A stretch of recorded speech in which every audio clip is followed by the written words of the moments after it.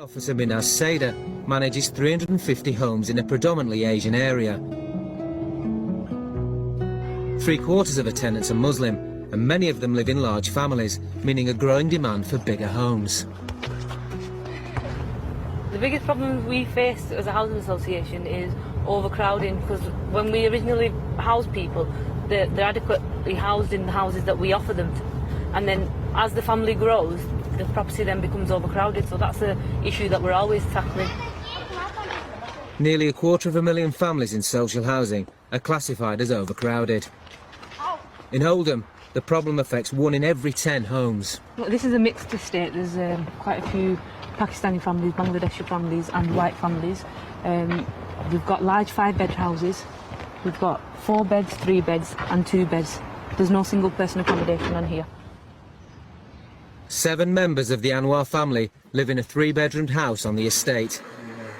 The Housing Association class them as severely overcrowded. My dad is...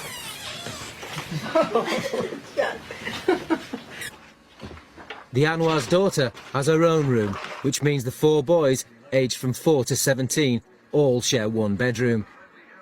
They've been waiting for a new home for the last 3 years. I'm again and again giving them an application for the bigger house, and two or three times they offered me, but they have to cancel that offer. There are 18,000 social housing properties in Oldham, but only 700 of these have more than 3 bedrooms. These large family homes rarely become available, and a significant number are occupied by tenants who no longer need the extra space.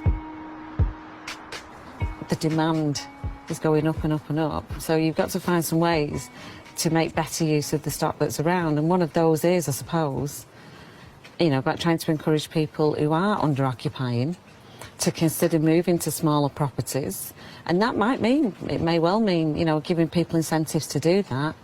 It could be cash incentives, it could simply be incentives around offering support. I think, particularly if you're an older person who've lived somewhere for a long time, the prospect of moving houses is hugely daunting.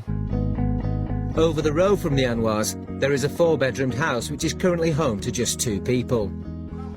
It's been the Ali's family home for 15 years. Now all but one of their 5 children has grown up and moved out. Usually, tenants are allowed to stay in their homes, even if they have more rooms than they need. But as Mr. Ali and his wife recently separated, their joint tenancy has automatically been ended, and he and his daughter Rabia have to move out. We honestly thought we could have kept it, because we've been staying here for nearly 15 years, so it's all about memories, isn't it? It's all about feeling comfortable in the community as well. We're just really unsettled because of the situation. We really, really want to stay here, but at the end of the day, we're trying to be moral as well to other people, because, they need the space more than we do. Mr. Ali is worried about moving away from the area and has turned down several offers of smaller houses because they were too far away. I am settled in Syria. When we're going out, everybody asking each other, how is your? So if we're going in somewhere else, we are the stranger. As Mr. Ali and Rabia no longer have a valid tenancy, they will have to leave. But at the local housing association, manager Karen Highland would prefer them to leave voluntarily. You could say morally, we've got a duty to use our stock to its fullest to address under-occupation and overcrowding. Mr. Ali is a fairly elderly gentleman, and he's got 1 adult daughter with him, and they could perfectly adequately live in a much smaller home and release this home for a family who are probably living in desperately overcrowded circumstances elsewhere. I don't want to see Mr. Ali suffer. This is not personal. It's really just about getting the job done and trying to suit everybody's needs. If he doesn't go voluntarily, it will be repossessed.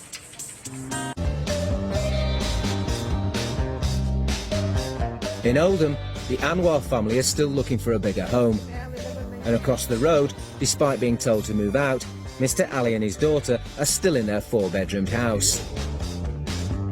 To try and speed up the situation for the Anwars and to avoid evicting Mr. Ali, housing manager Karen has come up with an unorthodox plan. A three-way house swap. If I can find AXA tenants where we might be able to manage a three-way swap. I know, bit of a headache, but Mr. Ali can release a 4-bed and go into a 2. Hopefully I can find somebody in a 2-bed who needs a 3, and the person in the 3-bed can go in the 4. That's the plan. After searching through their records, Karen has found a family in a 2-bedroom house who've been waiting for a bigger property for the past 2 years. Samir lives less than a mile away from Mr. Ali, and since having her 3rd son, she's been classified as overcrowded. This is my bedroom, and the baby's in his cot over there. It's getting on top of me now, where I'm just really desperate for a bigger house. It's getting really difficult, and they're all gonna be like up there soon, aren't they? If Samir is happy to move to the Anwars' 3-bedroom house, then Karen could put her plan of a 3-way swap into action. In theory, it should be simple. Today, Karen has asked them all to come in for a meeting to discuss the idea of the 3-way swap. Hello, Mr. Ali. Is Rabia not with you today? No. No. The house swap could be Mr. Ali's best chance of finding a new 2-bedroom home and avoiding eviction. If Mr. Ali, for whatever reason, was the one family here who is against this happening, I think I will have run out of options for Mr. Ali, and I'll have to put my cards on the table and say, you know, I can't facilitate anything better than this. So, you know, we're going to have to make the possession of the property start to commence the proceedings. I really, really don't want it to come to that, and I'm sure it won't, but that could be an issue if, you know, Mr. Ali decided, no, I'm not interested in doing this. You 3 families may very well be able to facilitate each other's housing needs. Mr. Ali, you're in a 4-bed, and as we've discussed in the past, you need a 2-bed. You're in a 2-bed and ideally need a 3, and you're in a 3-bed and ideally would like a 4. In very, very simple terms, what we're suggesting is get a 3-way swap. Yeah. I don't expect you to make an instant decision. That's kind of the idea. You've definitely decided that you're interested. Yeah. Have you seen Mrs. Anwar's house already? No, you should take a view, please. Yeah. Now, you've not said much, Mr. Ali. I do need you to understand that because of the circumstances of where you are with I do occupying, understand. you're not really in a position to say no to this idea. No, I'm not saying no. If you think of the long-term benefits of making this happen, Yeah, of course. I think it's an opportunity that we have to take, that you all have to take. Moving house is a big deal for all of us, so hopefully he'll go home, think it through, run it by his daughter, and he will conclude that, you know, yes, this is a good idea, and it works and it suits his needs as much as anyone else's. I'm quite happy, obviously, but you know, I hope it goes through. I hope nothing goes wrong. I mean, I'm up for it, and I know Mr. Anwar is. I want a bigger house, so I think I will do everything which I need to move over there. If the swap goes ahead, it will mean 2 families' overcrowding problems will be solved. Yeah, it's a win-win situation for everybody. We just need to convince Mr. Ali of this.